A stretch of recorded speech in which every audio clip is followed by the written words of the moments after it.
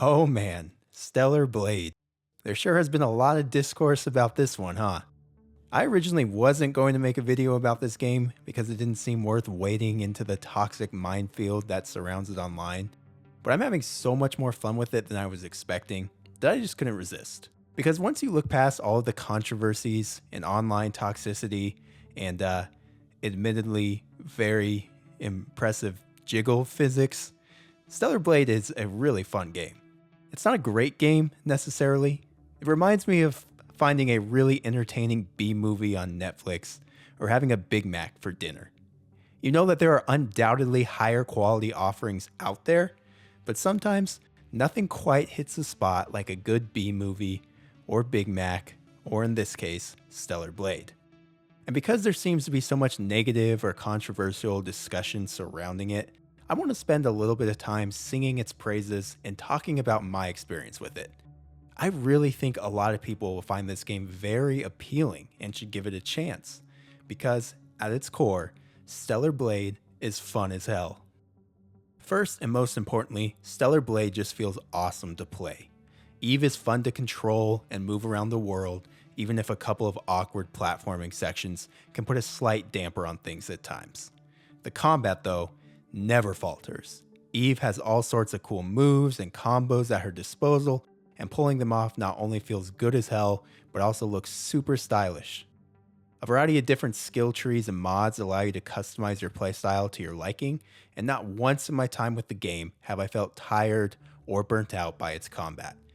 In fact, I'm almost always actively seeking out combat while I play, because fighting Natibas is always so satisfying and so much fun. In a character action game such as this, nothing is more important than the combat, and Stellar Blade absolutely shines here. There's also a wide variety of enemies, and the bosses are as epic and as challenging as you would hope. So yeah, I can't sing enough praises about this game's combat. It also runs fantastically with a performance and balance mode that both perform at a flawless 60 frames per second, so things always feel as smooth and as responsive as you would hope. I was expecting good combat going into Stellar Blade though. What really surprised me were some of the other aspects of the game. I was expecting a relatively linear experience, but once things get going, the game really opens up. There are some open zone-like areas that give you plenty of freedom to explore and take in the world's sights and sounds, which I was not expecting. And the world looks awesome as well. In addition to running at a perfect 60 FPS, there are some pretty impressive graphics on display here as well. I didn't mess with the resolution mode because there was no way in hell I was going to play this game at 30 FPS, but even in performance and balance mode, the world looks great, especially once you get to experience all the bright colors of the desert area. Sure, there's the occasional low-res texture, but in terms of balancing performance and graphics, this is one of the more impressive games on the PS5 in my opinion. And there's great DualSense support here as well. I love the PS5's DualSense, and I think it's one of the more underused features of this generation, so it's cool to see some noticeable and unique support here. This is apparent right off the bat from the way the controller mimics the feeling of rain in the very first level, but it's used throughout the entire game and feels great all the way through. I was also impressed by the sheer amount of things to do in this game. In addition to the main story, which I'll talk more about in a minute, there are tons of side quests being thrown at you while you play. I'll admit that so far none of them have been particularly gripping, with most being simple fetch quests in nature, but they're usually quick and easy to complete and always offer good rewards. And those rewards really are worth it. Throughout your adventure, you can unlock different gear that gives you useful boosts, as well as all sorts of materials that can be used to upgrade your exosuit and make you even more of a Natiba killing badass.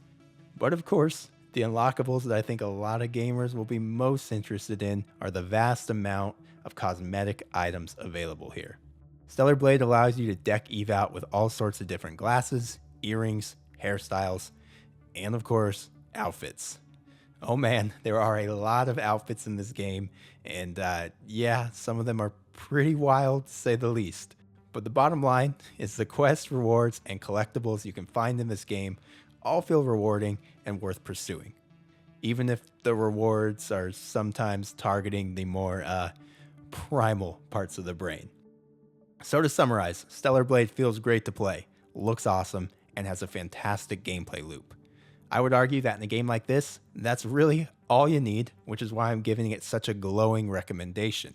But as I mentioned at the start, this game definitely has some notable flaws as well. For one, the story feels very weak. Like, the lore of the world has some potential, and you're able to get some interesting glimpses into this through finding data logs and other collectibles, but the main story itself has not done much for me at this point in time, and it seems to be lacking quite a bit of impact. I think a big reason for this is that despite a pretty cool world, a lot of the storytelling can feel a little bit cheap. And there's no way around it, the voice acting in this game can be rough. Fortunately, the actress who plays Eve gives the strongest performance here. She has the occasional rough line, but for the most part, I thought her performance was fine. But the other two main characters, Adam and Lily, yikes. Adam's performance is dull, flat, and devoid of any emotion, while the actress who plays Lily seems to be trying to make up for that entirely by pouring huge levels of spunk and quirkiness into her performance. I appreciated the effort, but it came across as a little unnatural to me. I'm certainly not a voice acting expert, which is why I usually wouldn't talk about this sort of thing, but it is very apparent here that the performances are not great. However, I'll admit that once I got used to it, these performances started to grow on me a little bit.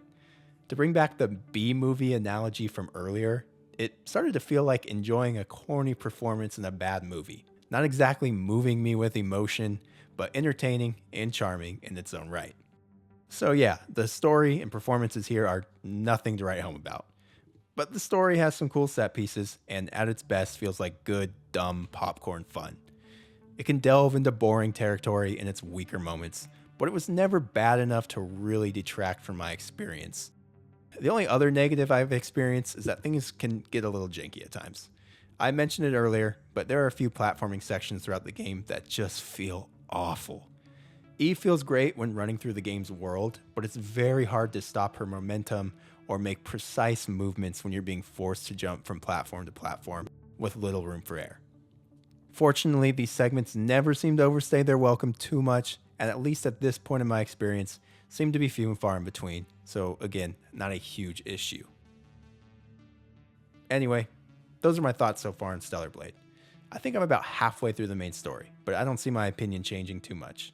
I highly doubt this story is going to do a 180 and become some emotional tale that I'm super invested in, but I also don't see the gameplay becoming any less fun as I continue either. And if you take anything away from this video, let it be that.